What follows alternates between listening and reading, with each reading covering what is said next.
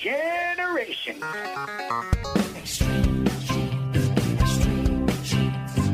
Dates in the Bible don't quite match the marriage certificate.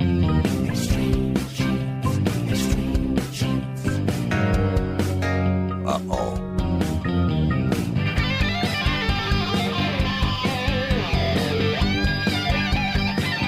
And welcome, Genies, to America's family history show, Extreme Genes, and ExtremeGenes.com. It is Fisher here, your radio root sleuth, on the program where we shake your family tree and watch the nuts fall out. Well, it's great to have you aboard, Genies. You're going to love the guests we have today. First of all, coming up in about 10 minutes, we're going to talk to Calvin Osborne. Calvin has been a member of a Black Civil War reenactors unit for the last 28 years, and he learned something not too long ago that just blew his mind, and you're going to want to hear the story coming up. And then after we talk to Calvin, we've got Adrienne Abiodun. She's a researcher with Legacy Tree Genealogist, one of our great sponsors, and we're going to talk about what it takes to join the various lineage societies out there, and you're going to be amazed by the names of some of these, those that are available for you to join. If you have interesting ancestors, there's always a place for you in one of these societies. And don't forget to check out our shiny new website at ExtremeGenes.com, where we're offering basic genealogy courses for those just getting underway, and a genetic genealogy course, too, to learn how to use those matches to break through brick walls and validate your paper trails, all kinds of great stuff there at ExtremeGenes.com. Right now, let's check in with David Allen Lambert, the chief genealogist of the New England Historic Genealogical Society and AmericanAncestors.org. Hello, David. How you doing? Hey, I'm doing great. Went on a nice little family field trip over the weekend to Old Mystic in Connecticut, your home state. Yeah, my home state, and I went there many times. I loved it. That is one of the great places to visit, and it's outdoors, so it's safe. You know, one of the fun things about it is they have over 400 vessels there, but the one that always draws my attention is the Charles W. Morgan. It's the oldest surviving and the only surviving whaling vessel from the 19th century. It's 180 years old, and I brought my kids on it because I wanted them to see what a whaling ship was like, not because of the horrors of whaling, but their great-great-grandfather, who was my influence in getting into genealogy, was on a whaling ship back in the 1870s. Wow. New Bedford. Great story. It's great to find a connection to your family tree and then let your kids go aboard. So it was great. I understand that you got a nice find and not on eBay this week. Yes, I did. In fact, it's a former neighbor of my grandparents' family in Oregon, and it had 4 oh wow pictures dating back to the 19-teens and early 1920s, and including a picture of my mother at age 1 in 1925 standing on the running board of a Model T Ford. That's wonderful. And of course, you already have these blown up to like full wall size photos now, right? I don't think so. Well, for Family History News, I have some exciting news for those fans of the TV show Who Do You Think You Are? BBC is set to return the series, and one of the stars will be Dame Judi Dench. They're going to explore her Danish roots and a connection with a Shakespearean-era ancestor. Ooh, that sounds fun. Can we watch that here? We sure can. I find that I've been able to stream it over the internet, and of course BBC. If you have a connection to BBC to stream that, you can watch it from home. Nice. Well, you know, I love when people find things genealogically relevant, but not all of us are genealogists. I don't understand how that's possible. But our friends at Family Tree Magazine put out a nice little article, which is a list on what to do with that inherited stuff. And this checklist may help you decide what to keep and what not to keep. Now, as a genealogist, we're probably going to keep all of it. But if you're not a genealogist, this may help preserve some precious family history for another generation or two. Nice. That sounds like a list that many of us should look at, because that is a tough decision to make, what to keep and what not to. I think that that's one of those things that we have to try to have a little bit of a minimalistic lifestyle, but still preserve our family history. Right. Well, speaking of family history, one man who is a good friend of our show had a milestone birthday, and I understand you got on the phone with Lou. Yeah, Lou Conter. He is one of the last 2 survivors of the USS Arizona at Pearl Harbor. He just turned 100 years old last week on Monday, and I got to talk to him, and he was just delighted. He still lives at home alone in California. Mm-hmm. He said, yeah, I'm sitting here with a little cup of coffee I just made, and I'm watching The Price is Right. Gotta love it. Yeah. Well, happy birthday, Lou. Then hope he has many more. This is a little earlier than Lou's memory, but our ancient ancestors may have hunted woolly mammoths. Well, maybe they might have that opportunity again, because a new company fish is looking to use the DNA of the woolly mammoth and bring them back to Siberia. Yeah, isn't this crazy? And they're actually talking about doing this because they would eat all the brush up there in the north, which keeps the earth warm. They think the earth could actually get cooler if they brought them back and they were able to return this to the actual original form up there in the north. Wow, that's amazing. Crazy. Well, if not, I'm going up there with my lawnmower and to help out and do my part. They found something interesting in Lincolnshire, England, a 4,000-year-old log coffin.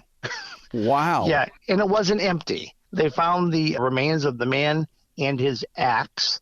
They believe it was a ceremonial axe, and it was made out of an oak tree lined with plants. It was in the middle of a pond, and that is what kept this wood preserved and, well, the man preserved for so long. Wow. It's amazing. That is incredible. Well, you know, people with metal detectors are always finding things, and sometimes you could spend years going through and looking for things. In fact, I had a metal detector for years and didn't find much of anything, maybe a couple of silver coins. A first-time metal detectorist out in Denmark found 2 pounds worth of solid gold, 22 pieces in total, including jewelry and coins that dated back to the 700s. That's amazing. That is incredible. A first-timer? First time he had been out there with a metal detector, and he thought that he had found a herring can. That's insane. I mean, think of it this way. I mean, you get a new interest like metal detecting. You go out, you find a hoard that's in a museum. What are the chances you're going to find anything that's nearly as exciting for the rest of your life? Nothing. I mean, he's already peaked. Yeah, that's the Andy Warhol metal detectorist moment of fame, I suppose. Yeah. I mean, that's amazing. Well, that's what I have from Beantown for you this week. And don't forget, if you're not a member of American Ancestors, you can use a coupon code EXTREME and save $20 on membership. Talk to you when we discuss Ask Us Anything real soon. All right, David, thanks much. We'll talk to you at the back end of the show. And coming up next, I'm going to be talking to a man named Calvin Osborne, an African-American Civil War reenactor, and you're going to love his story. Wait till you hear it. Coming up next in 3 minutes on Extreme Genes.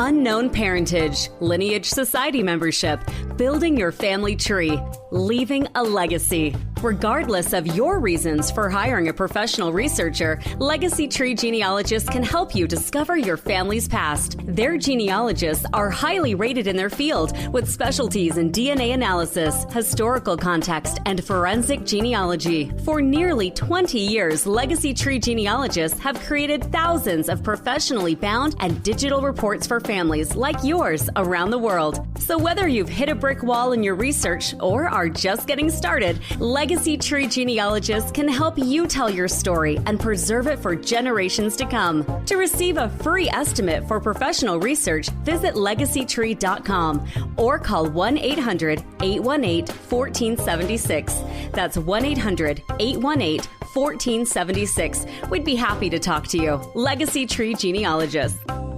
Hey Genies, it's Fisher here, and my shiny new ExtremeGenes.com website has been described as having that new car smell. I love hearing that. Having been with you for over 8 years now, it felt like time to help out listeners and followers who need to know the basics of genealogical research, as well as how to understand your DNA test results, and to be able to put them to work for you, breaking down brick walls, identifying birth parents, locating new cousins who may have photos and information that can't be found anywhere else, and verifying your paper trails. Yes, DNA can do all that, and I can show you how. Check out the all-new ExtremeGenes.com website and download the free Genealogy Strategy Roadmap and the free DNA Starter Guide. Then, if you like what you see, you can take those next steps to sign up for the video courses that you can watch at your leisure. I'll take you through all the basics, step by step.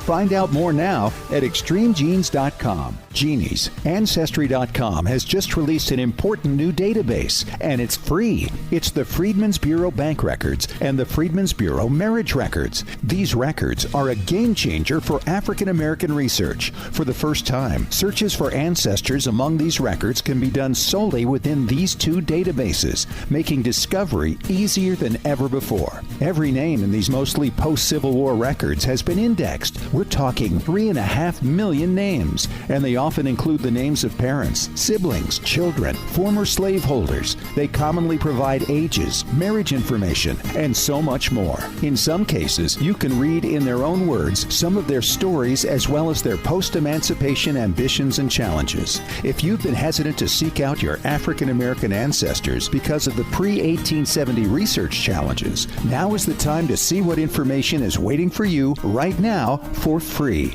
Only at Ancestry.com.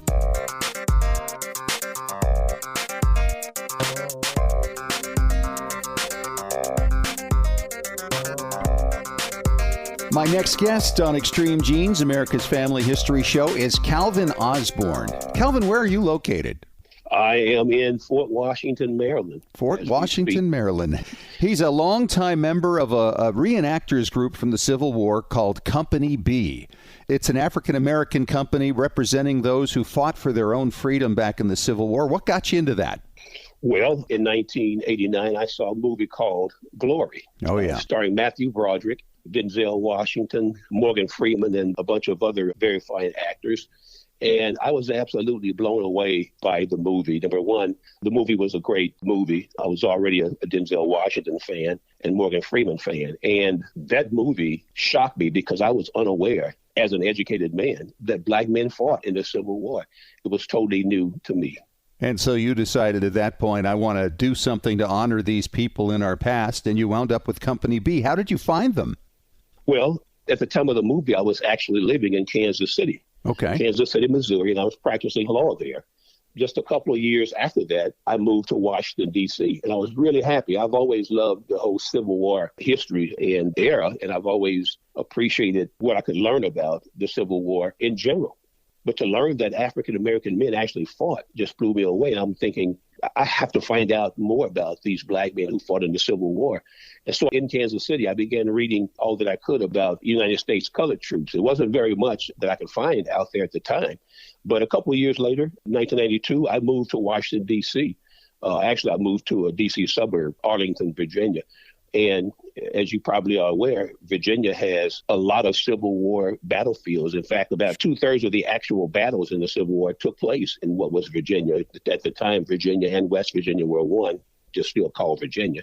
A lot of battles took place in Virginia. So when I moved to the D.C. area, I knew that Battle of Bull Run or Battle of Manassas was not too far from me. So I began visiting these Civil War battlefield sites. And then I also began looking up the Civil War reenacting group that made the movie Glory. Were they located near you? They're located here in the D.C. area. At the time, they were meeting at the Charles Sumner School. Sumner abolitionists from, I believe, Boston. Yes. But there's a school here in D.C., and they were meeting at the Sumner School on a monthly basis.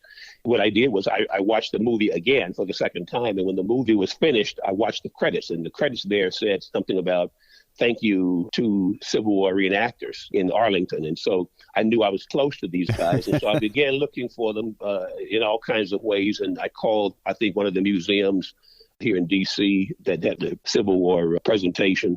And they connected me with the Civil War reenactors, the person who was leading the group at the time, the captain of the group. And so I was able to reach out to Jack Thompson and asked if I could qualify and join the group. And the rest is history. I bet he was thrilled to have you.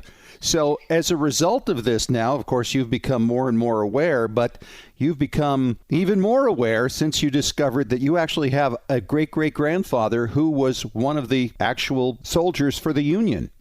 That's correct. So for 28 years, I have been doing Civil War battle reenactments all across the country, from Virginia all the way to Texas, all the way to Colorado. And we've even had people go out to California to do Civil War reenactments, and sometimes living histories where you just talk about the Civil War.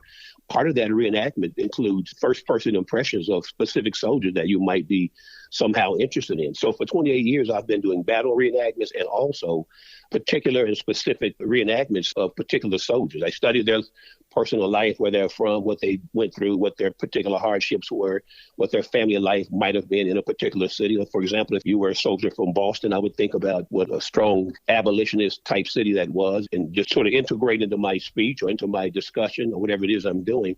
But I think the personalities of a soldier would have been who was from Boston or from Norfolk, Virginia, or from Alabama or whatever.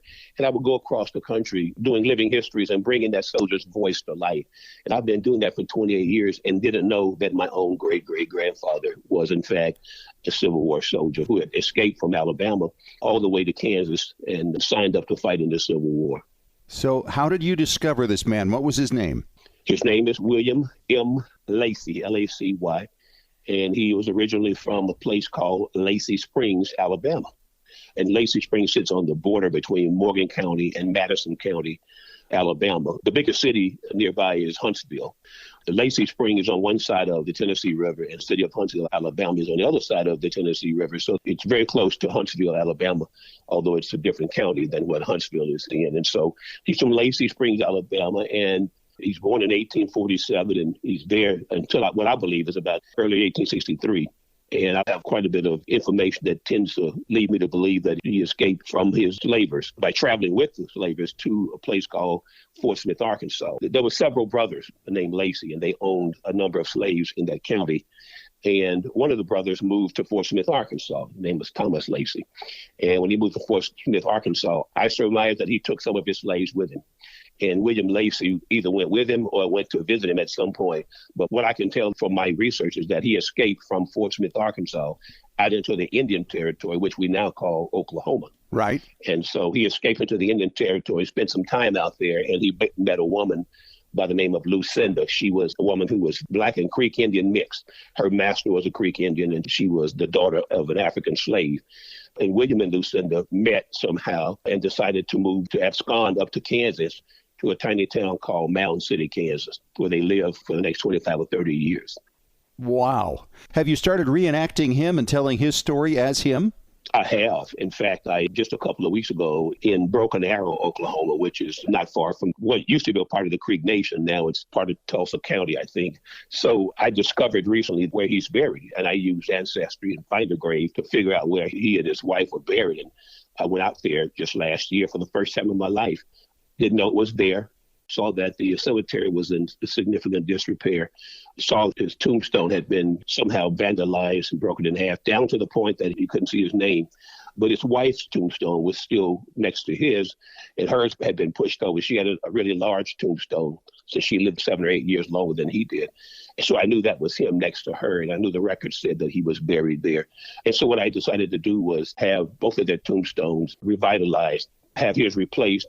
The Veteran Administration agreed to replace his since he was a Civil War soldier, and I could prove it.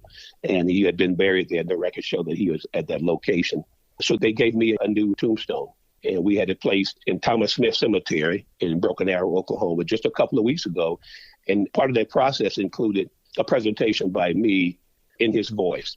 And so I spent 20 minutes there bringing his voice to life to all of my family who didn't know he existed, number one, and did not know anything about his life. So I spent an hour explaining to everyone what William Lacy was about, where he was from, how he got from Alabama to a grave site in Broken Arrow, Oklahoma, by way of Kansas. Wow. I bet you went through a few boxes of Kleenex during that presentation. Oh, my goodness. When I talked about him coming home from the Civil War and finding out that he has a little baby girl, his oldest child named Eliza, yeah, the tears, I did become emotional as I was telling his story. I was trying to do it in first person and so that the story would be good and it would be riveting. I think the people who were there appreciated my effort. Well, I hope somebody videoed it because that's a once-in-a-lifetime kind of thing. Yeah, we did. We had a production company called Black Wall Street, which is, interestingly enough, run by my cousin, James Hardman. He videoed it for me. And CBS This Morning, the Gayle King show, they came out to video it as well. And they had a presentation on CBS This Morning a couple of weeks ago. Wow. You've really had an experience with all of this, haven't you? From the movie to Company B, to the research, to finding where he's buried, to the recreation of his life for the family. I mean, that's full circle. It really is, Scott. And to have spent 28 years studying Civil War soldiers, just sort of objectively and in general, prepared me to know how to research him when the moment came that I realized that he was out there, someplace in a grave, and that there's a trail for him that leads from Alabama to Broken Arrow, Oklahoma. I knew that it was my job and my calling at this point to discover that trail, to understand what he went through, to get as close to this guy as possible, and to let other people know what he had done. So 28 years ago, I thought I was picking this hobby. Turns out now that I've learned, Scott, 28 years later, that I think this hobby picked me. I didn't choose to depict William Lacey, my great-great-grandfather. I think he chose me. He's Calvin Osborne. He's with Company B, a group of reenactors of the Civil War, of black companies from the North who fought for the Union, fought for their own freedom of their own people. And Calvin, what a great story. I so appreciate your time coming on and sharing it with us. I think you're absolutely right. You know, when you talk about a calling, there is a feeling that comes with this work that only those who do it can describe. I think you're right about that. The average person doesn't think about, hey, I got looking for a hobby. I think I'm going to be a Civil War reenactor. You know, it's kind of, most people say, well, I'm going to collect rocks or stamps, or, maybe I'll take up basketball or something in the evening, or jogging or biking. This is Civil War reenacting. You have to be someone who is somewhat irregular or unique to say, I want to spend time, energy, money, and effort learning about people who lived 150, 60 years ago. But for me, it is a calling. And I think of these people, especially the African-American soldiers, as America's truest freedom fighters. I don't know how the results could be more stark and more clear. The stakes could be any higher. We had the most to gain and the most to lose. And so for me, it's a no-brainer to try to honor these guys as much as possible, and to know that the American history system really hasn't even told people that they existed is painful sometimes. And that's why we feel like it's our job to do so no matter what. Calvin, thanks so much for coming on. It's been a pleasure to hear your story, and good luck as you move forward, because I know you're going to find a lot more stuff. Thank you so much, Scott. Thank you for having me, and thank you to Extreme Genes here for having me on the show. And coming up next, Adrienne Abiodun. She's a researcher for Legacy Tree Genealogist. She'll be talking about what it takes to join lineage societies, and wait till you hear the names of some of those societies. It's coming up next when we return on Extreme Genes, America's Family History Show, in 5 minutes.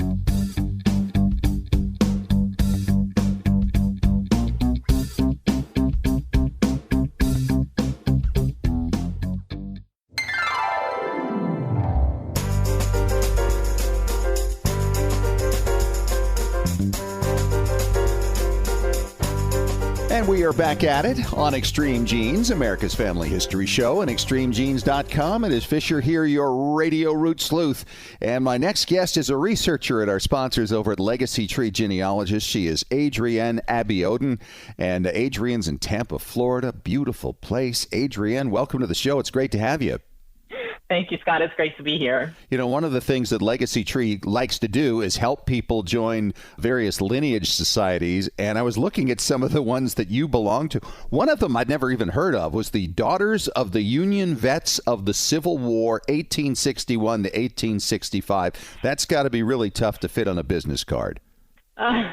Yeah, a lot of these are a mouthful to say, which is why we have these wonderful acronyms for them. So, yeah, Daughters of Union Veterans of the Civil War is one of the societies I'm in. DAR, Daughters of the American Revolution, and Sons and Daughters of the United States Middle Passage is also another society that I'm in. So all of those are a mouthful. Wow. And over the years, you've joined these, or has this been a recent effort?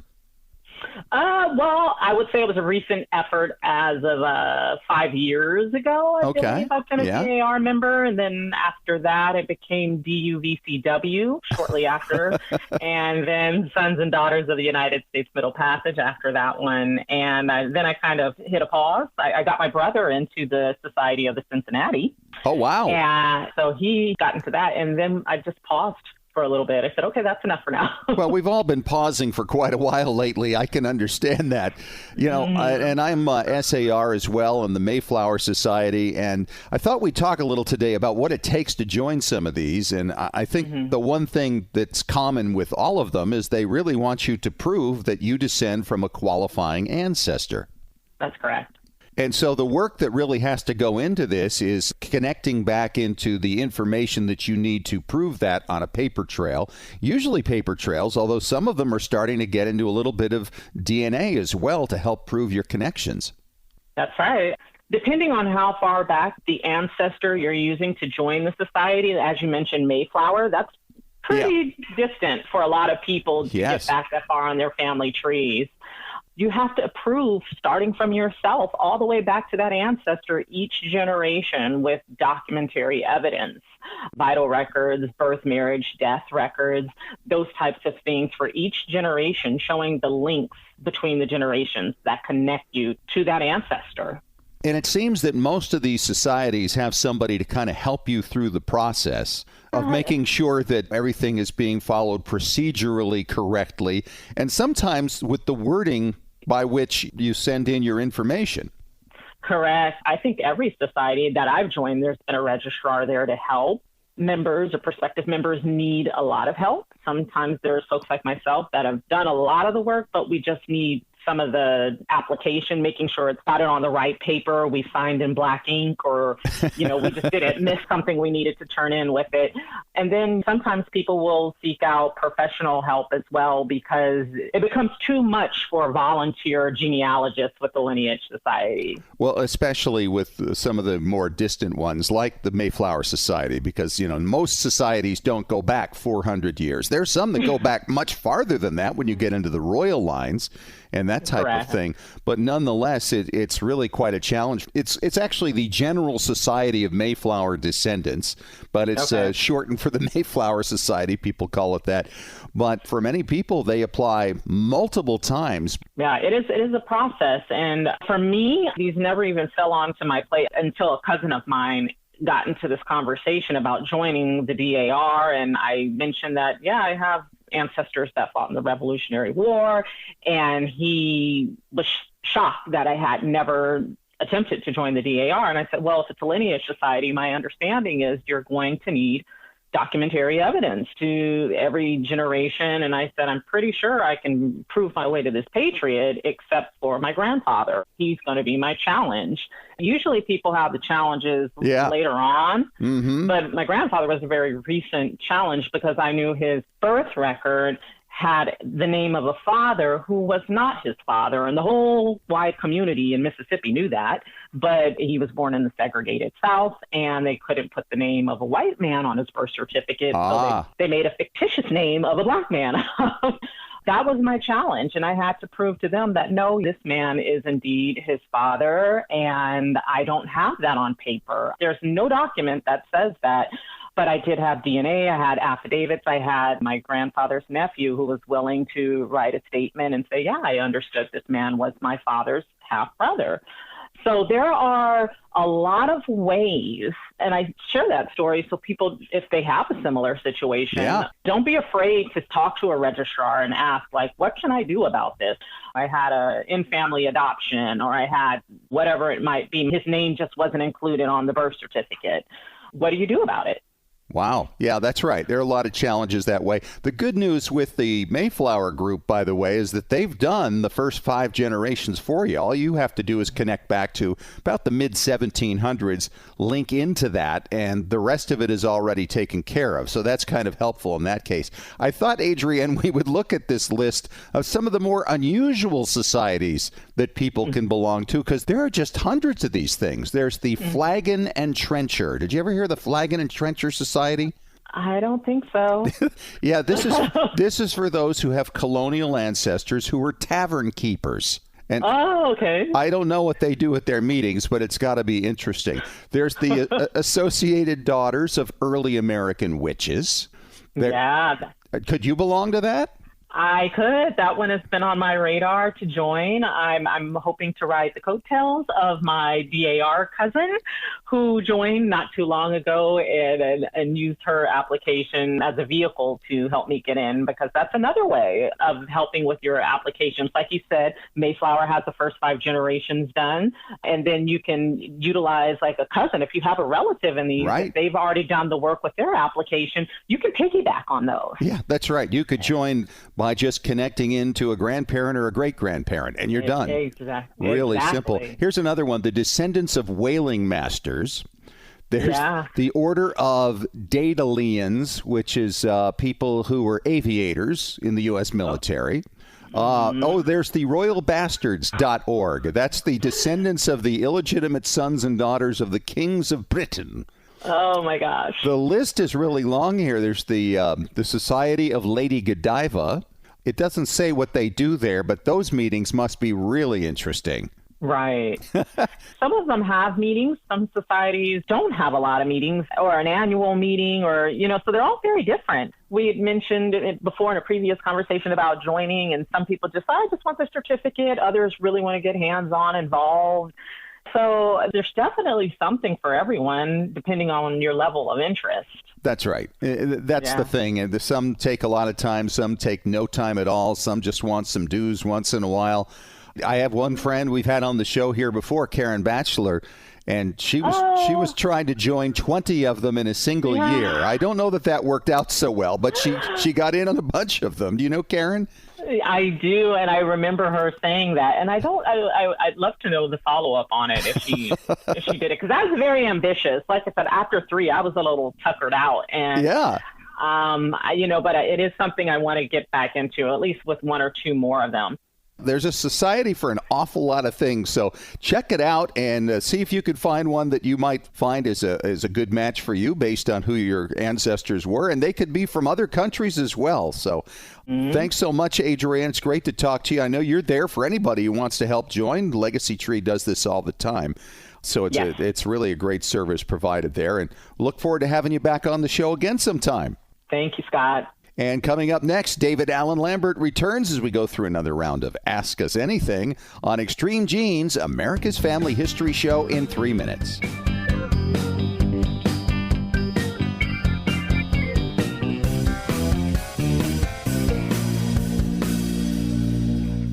Anytime is a great time to learn more about your family. Did you miss Roots Tech Connect this year? It's not too late to experience Roots Tech classes, keynotes, and how-to content. Just visit rootstech.org to see what you missed and to experience Roots Tech Connect on your own timetable. Select inspiring and insightful messages that will help you in your pursuit to connect with and share your family story in new ways. You can then use the free resources found at FamilySearch.org or the Family Search Family Tree app to have a deeper personal experience getting to know your family, past and present. Connecting with family and learning about your ancestors provides healing, peace, and a sense of belonging. And it's easy to share what you learn with others to help and inspire them as well. Visit rootstech.org for some inspiration or visit FamilySearch.org to continue on your journey of family discovery today. Unknown parentage, Lineage Society membership, building your family tree, leaving a legacy. Regardless of your reasons for hiring a professional researcher, Legacy Tree Genealogists can help you discover your family's past. Their genealogists are highly rated in their field with specialties in DNA analysis, historical context, and forensic genealogy. For nearly 20 years, Legacy Tree Genealogists have created thousands of professionally bound and digital reports for families like yours around the world. So whether you've hit a brick wall in your research or are just getting started, Legacy Tree Genealogists can help you tell your story and preserve it for generations to come. To receive a free estimate for professional research, visit legacytree.com or call 1-800-818-1476. That's 1-800-818-1476. We'd be happy to talk to you. Legacy Tree Genealogists. All right, genies, the masks are off, libraries and archives are opening up, and in part because of the pandemic, there are more records online than ever before. That means more opportunities for you to discover your ancestors and piece together their stories. Hey, it's Fisher, and if you haven't joined the official Extreme Genes Facebook group, Genealogy and Family History Breakthrough Strategies, there's never been a better time. Here's your chance to visit online with like-minded genies. This is the place for exchanging ideas on new sources, databases, DNA, and, well, strategies. Genealogy and Family History Breakthrough Strategies got a whole bunch of genies through the pandemic and will only be better now that things are opening up. It's a great online community that gets better still when you become a part of it. Remember, sometimes it only takes one tip or idea to get your family research where you want it to go. Since it costs you nothing to sign up, why not join us? Genealogy and Family History Breakthrough Strategies.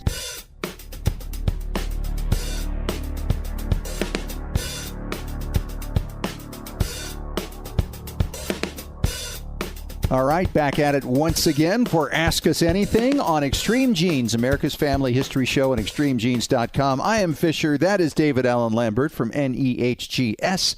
And David, our first question today comes from Jenny in Orange, New Jersey. And she says, guys, my ancestor ran a business in New York City in the late 1800s. Is there a way to learn more about what he did? Good question. And I think we have some experience with that, David. Yeah, urban genealogy is one of my favorite things to do. And of course, the first thing is to find out more about the occupation your ancestor had. And that might give you some clues. Yeah, you can do this a couple of ways. First of all, I'm not quite clear from the question whether you're talking about the specific business or what he did for an occupation. There are lots of ways to look up what somebody did if they had that occupation. Sometimes the words describing the occupation don't really explain exactly what they did. So you can find a lot of things, even on Google, to explain what that occupation was, what that person did. But when it comes down to a specific business in New York, there are lots of things you can do. Oh, sure. I mean, city directories are the first thing to pop into my mind, but there's obviously newspapers that you can Google search. You can search for that address in the newspapers. That could give you some remarkable hints. Absolutely. There are often ads in there. I had an ancestor who had a business in New York at the same time period and found lots of ads relating to the company, not only what they sold and when their hours were and that type of thing, but they actually had one of their carts stolen.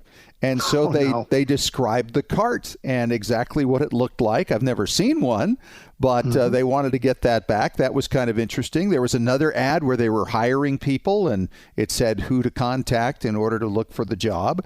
And there were others also that talked about their incorporation or new partnerships in there. So you can get quite a history of the business just through the newspapers, and also match it up, as you mentioned, Dave, with the city directories, because that can really give you an idea of when your people were involved in it, maybe when they became owners, or if they started it from scratch. You know, you may also find that an account book may exist within your family, that maybe somebody had saved that, or some of the business papers. Sometimes these even show up in historical societies, like the Brooklyn Historical Society is one place that I could think of that has a tremendous amount of different records that could be business related. Well, it's funny you mention that, because there was a company in Wisconsin, and they apparently did business with my great-grandfather's company, and all of their papers wound up being saved, and several of them wound up on eBay, including 4 invoices from my great-grandfather's business from the 1870s and 1880s. They were selling them on eBay, so I bought them all, of course. And what a great thing to have, because it also shows what the logo was and how they laid these things out, which helps market the company. I should mention also another place that's a little lesser known source, and you might have to get up to Boston for it. It's the Baker Library at Harvard University. They have the R.G. Dunn and collection reports. And this is the forerunner to Dun and Bradstreet. So all this information would be in there about when the company was established, how they went about doing business, who the partners were, where they lived, what was their financial situation. Sometimes they would actually ask people who did business with them or some of their competitors about them and put that information that they were given into the report. In fact, you can find sometimes if a partner was married, what their age was, what their background is. So they kind of give them a rating about how good they are to do business with. Unfortunately, however, they don't like you to use these for genealogical purposes. You actually have to be potentially writing a book. Yes, you're not the family historian half, but historian half. Exactly. Well, the other thing is Sanborn fire insurance maps. Use those with the internet, and you can overlay and figure out where the place is. Who knows? Maybe even part of the building or the whole building is still standing. Thanks for the question. I hope that's helpful to you, Jenny. And we'll be back with another one on Ask Us Anything on Extreme Genes, America's Family History Show.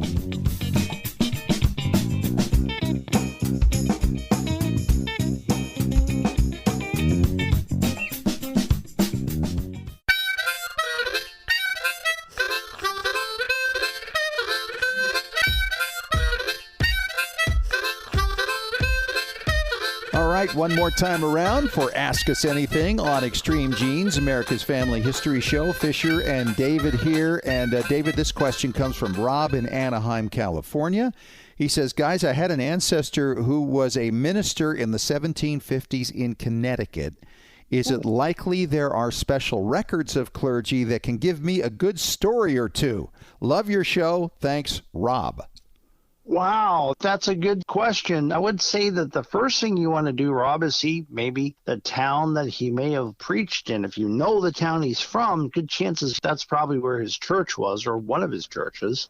And I think that would be the place I would start, because a lot of old New England town histories will have these great biographies. Yes. Now, that being said, American Ancestors has a database called Colonial Collegians, and it catches all of the early ministers that were going to college as well as other individuals like lawyers up until 1775. So you can go all the way back to the 1600s. So he probably went to Yale, maybe went to Harvard, then moved to Connecticut. So not knowing his full story, I would try that, and that's on AmericanAncestors.org. That's very cool. That's a great database. And, those ministers were revered as town leaders.